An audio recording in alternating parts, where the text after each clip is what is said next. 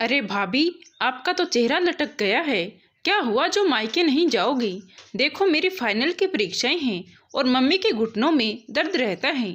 और जब भाभी घर पर हो तो ननद को आराम मिलना ही चाहिए। आप कहीं नहीं जाएंगी। आप चली जाएंगी तो घर का काम कौन करेगा? अपना मायका भूल जाओ। अब ससुराल आपके लिए सब कुछ है।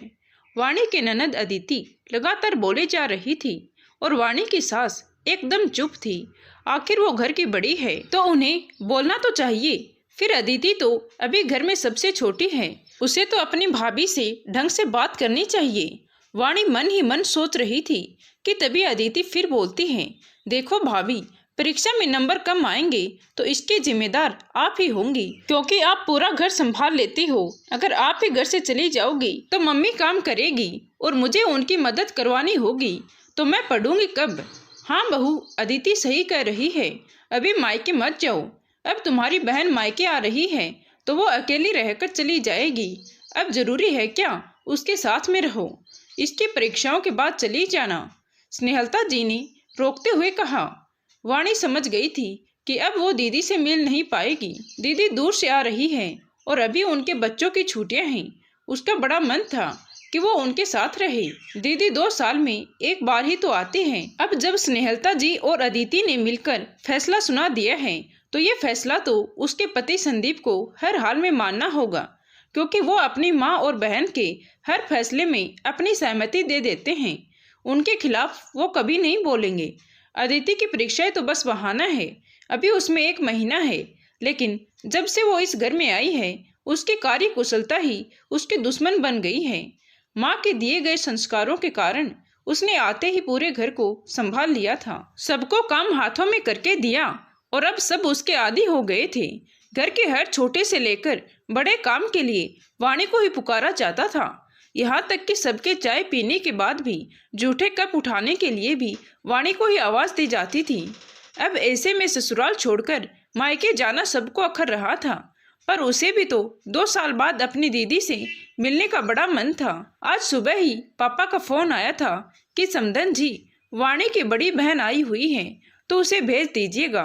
कुछ दिन बहनें साथ में रह लेंगी। ये सुनते ही स्नेहलता जी से पहले अदिति ने अपना फैसला सुना दिया और परीक्षाओं की चर्चा छेड़ दी। अभी 2 साल पहले ही वाणी की शादी संदीप से हुई थी। दोनों की शादी पारिवारिक सहमति से हुई थी। वाणी हर तरह से घर के कामों में दक्ष थी। उसने सामान्य पढ़ाई लिखाई की थी, पर घरेलू कामों को वो घोट कर पी जाती थी। उसकी शादी में उसकी बड़ी बहन आई थी और उसके बाद वो उनसे मिली नहीं। 2 साल बाद उसका भी उनके साथ रहने का बड़ा मन था। यूँ तो वीडियो कॉल हो जाता था, पर जो बात साथ रहने में थी वो वीडियो कॉल में नहीं थी। अदिति की बड़ी बहन नियति भी बाहर रहती थी।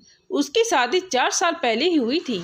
वो अपने पति के साथ विदेश में रहती थी। उसने अदिति को और अपनी मम्मी को समझाया था कि भाभी को मायके भेज दो, परीक्षाओं तक कोई मेड रख लो। फिर उसकी दीदी बार बार तो नहीं आएगी, पर नियति की बात अनसुनी कर दी गई। रात को वाणी ने अपने पति संदीप से बात करनी चाहिए तो वो तो जैसे अंधभक्त की तरह अपनी मम्मी और छोटी बहन का फैसला मान ही चुका था। सही तो है, क्या करोगे जाकर? ससुराल आकर मायके को भुलाना पड़ता है। पहले ससुराल के रिश्ते होते हैं, अब मायके के रिश्ते पीछे छूट गए हैं। मेरी मम्मी ऐसे तकलीफ में कैसे काम करेगी? अदिति की भी परीक्षाएं हैं, अगर उसके कम नंबर आएंगे तो तुम ही इसकी जिम्मेदार होंगी। ये सुनकर वाणी को बहुत दुख होता है। जिस पति के भरोसे ससुराल आई थी कि वो उसका दर्द समझेगा, पर वो तो जैसे उसकी बात सुनना और समझना ही नहीं चाहता है। अगले दिन वाणी के पापा का फिर से फोन आता है। वो स्नेहलता जी से वाणी को मायके भेजने को बोलते हैं, लेकिन वो साफ मना कर देती है और फोन रख देती है। वाणी का मन टूट जाता है और वो घर के कामों में लगी रहती है। आते जाते वक्त देखती है कि ननद तो हर वक्त टीवी और मोबाइल में ही घुसी रहती है। एक दिन भी उसने उसको पढ़ते हुए नहीं देखा था। और सासू माँ, जिनके घुटनों में दर्द रहता था, वो रोज नीचे बगीचे की सैर को निकल जाती थी और घंटों वहीं अपनी सहेलियों से बातें किया करती थी। वाणी समझ गई थी कि इन सबको आराम की लत लग गई थी, इसीलिए उसे जाने नहीं दिया गया। अदिति की फाइनल की परीक्षाएं हो गई थी और अब उसके लिए लड़का देखा जा रहा था। आखिर उम्र तो शादी लायक हो ही गई थी। संयोग से बड़ी जल्दी उसका रिश्ता रौनक के साथ तय हो गया था और शादी की तारीख भी तय हो गई। अब वाणी पर दोहरी जिम्मेदारी आ गई थी। शादी की तैयारियां भी करनी थी और उसे घर भी संभालना था। कब सुबह से रात होती उसे पता ही नहीं चलता था। अदिति की शादी के लिए लगभग सभी तैयारियां हो चुकी थी और शादी के दिन नजदीक आ रहे थे। नियति भी अपने बच्चों और पति के साथ विदेश से आ गई थी। दोनों बहनों में बड़ा प्यार था, बस एक अंतर था। नियति जहां अपनी भाभी की हर तकलीफ समझती थी, वहीं अदिति को अपनी भाभी को परेशान करने में मजा आता था। जब भी वाणी को मायके जाना होता था तो नियति उसे भेजने को कहती और अदिति अपनी मम्मी की आड़ में उसे मना कर देती थी।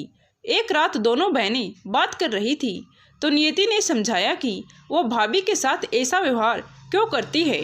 मायके जाना हर लड़की का अधिकार होता है। फिर शादी के बाद मायके से रिश्ते तो खत्म नहीं हो जाते हैं। ससुराल माना कि पहले है पर मायके भी है।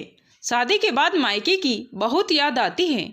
मैं वाणी का दर्द समझती हूँ क्योंकि मैं खुद भी तो शादीशुदा हूँ, पर यह चीज़ तुझे भी अब शादी के बाद समझ आएगी।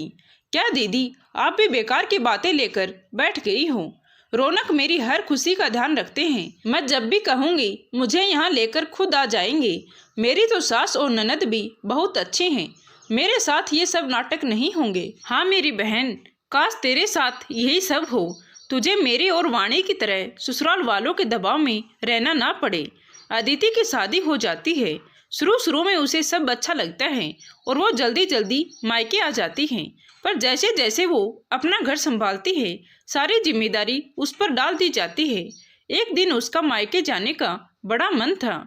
उसने अपने पति रौनक से कहा कि मुझे मम्मी की याद आ रही है, मुझे ले चलिए। तो उसकी सास ने टोक दिया, एक ही शहर में रहने का ये मतलब नहीं है कि तुम रोज रोज मायके चली जाओगी। शुरुआत में तो ठीक था, पर तुम इसी तरह जाती रहोगी तो घर कौन संभालेगा। ये सुनकर अदिति का चेहरा उतर जाता है। उसे अब अपनी भाभी वाणी का दर्द समझ आता है, क्योंकि जिस उम्र में उसकी शादी हुई थी उसी उम्र में वाणी की शादी हुई थी। छोटी उम्र और अपने मायके से दूर रहना बड़ा ही मुश्किल होता है। एक दिन उसकी सुबह नींद देर से खुलती है तो उसकी सास उलाहना देती है, बहू, मायके वालों से देर रात तक फोन पर बात मत किया करो।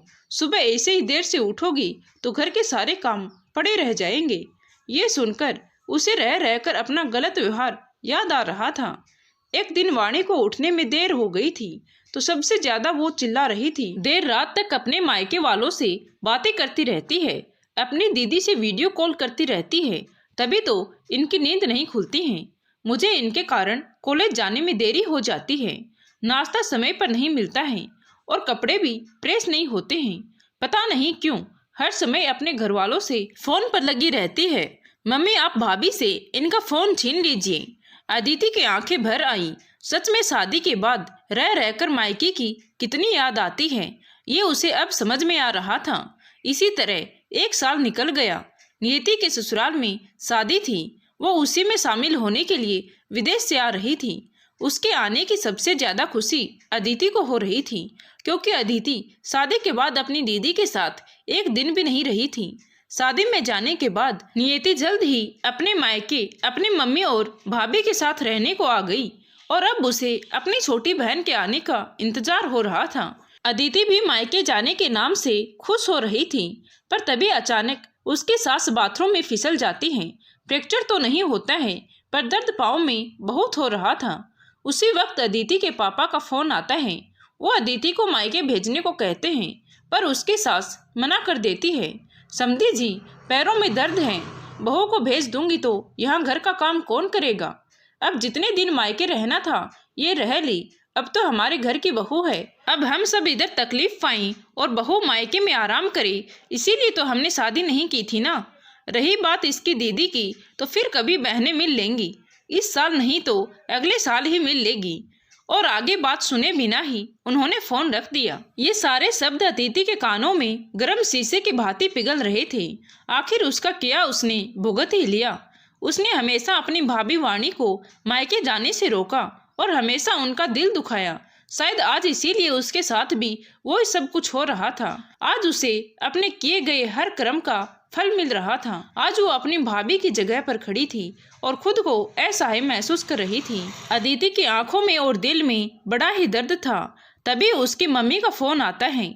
अदिति, तू तो कहती थी कि तेरे ससुराल वाले बड़े ही अच्छे हैं और अब उन्होंने ही तुझे भेजने से मना कर दिया। दोनों बहनें साथ रह लेती, आपस में दिल की बात कर लेती, खुश हो लेती। क्या हो जाता अगर बहू को 2-4 दिन के लिए भेज देते तो? तभी वो बोलती है, मम्मी मेरे ससुराल वाले तो अच्छे नहीं हैं, पर वाणी भाभी के ससुराल वाले भी कौन से अच्छे हैं। हमने भी तो भाभी को कई बार मायके नहीं भेजा, उनका दिल दुखाया है, कभी परीक्षाओं का तो कभी बीमारी का बहाना बनाया है। आज यही सब मेरे ससुराल वाले कर रहे हैं तो क्या अनोखा और नया कर रहे हैं? सब ऐसा ही तो करते हैं। बहू एक बार घर में आ जाए तो फिर वो उनके हाथों की कठपुतली बन जाती हैं। उसके मायके जाने पर लगाम कसती जाती हैं। ससुराल वालों की मर्जी से ही वो आती जाती है। कभी कभी मायके भेजने के बाद भी बीच में ही बुला ली जाती है। बहू की अपनी मर्जी, अपनी भावना तो बिल्कुल भी नहीं होती है। वो तो सास भी ससुराल वालों के हिसाब से लेती है। अब मुझे भाभी का दर्द समझ आ रहा है। नियति दीदी मुझे समझाती थी पर मैं कभी भी नहीं मानी। पर आप तो मुझे समझा सकती थी कि भाभी के साथ ऐसा गलत व्यवहार मत कर। आप तो मुझे सही शिक्षा दे सकती थी। आप तो खुद एक बहू रह चुकी हैं। आपको तो भाभी के दर्द का एहसास होता होगा। यह दर्द का एहसास मुझे अब समझ में आया है। आप भाभी के साथ अच्छा व्यवहार करती, मुझे भी समझाती तो आज आपकी बेटी को अपने मायके आने के लिए तरसना नहीं पड़ता। ये सब सुनते ही स्नेहलता जी की बोलती बंद हो गई। उन्होंने फोन रख दिया। फोन स्पीकर पर था। नियति और वाणी सब बातें सुन रही थी। दोनों ही निशब्द थी। नियति कुछ दिनों के लिए रहकर वापस चली गई। कुछ महीने बीते थे। अदिति 4 दिनों के लिए मायके आई थी, पर उसी वक्त वाणी की मम्मी की बीमारी का फोन आता है तो उसने आगे होकर कहा, माँ भाभी को मायके भेज दीजिए, इनकी मम्मी को इनकी बहुत जरूरत है। भाभी आप आराम से जाइए, यहाँ की और मेरी जरा भी चिंता मत करिए। यहाँ मम्मी और मैं एक दूसरे को संभाल लेंगे। अपने ननद के मुंह से ये बात सुनकर वाणी को अच्छा लगा और वो अदिति के गले लग गई। हाँ बहू, तुम्हारी मम्मी को ज्यादा जरूरत है। स्नेहलता जी ने भी जाने को कह दिया। दोस्तों, कुछ बातें कुछ एहसास तभी समझ में आते हैं जब वो खुद पर बीतते हैं। सास बहू या ननद भाभी का रिश्ता ऐसा ही है। ससुराल और मायके के रिश्तों का एहसास भी हर लड़की को शादी के बाद ही समझ में आता है। धन्यवाद दोस्तों। कहानी अच्छी लगी हो तो प्लीज वीडियो को लाइक करें। Thank you.